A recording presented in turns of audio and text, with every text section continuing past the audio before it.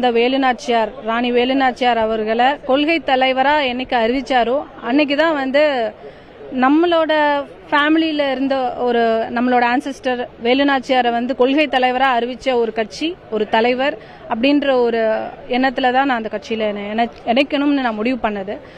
But ஆனால் தொடர்ந்து பெண்கள் புறக்கணிப்பும் பெண்கள் அவமரியாதையும் இதெல்லாம் தாவேக்கால தொடர்ந்து நடந்துட்டு இருக்கு.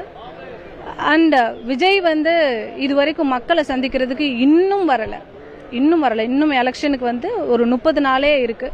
30 நாள் இருக்கு. இன்னைக்கு வரைக்கும் அவரால் வெளியே வர முடியல. அவரால் வெளியே வரவும் முடியாதுன்றது தெரியுது. ஸோ அவரும் வரமாட்டாரு.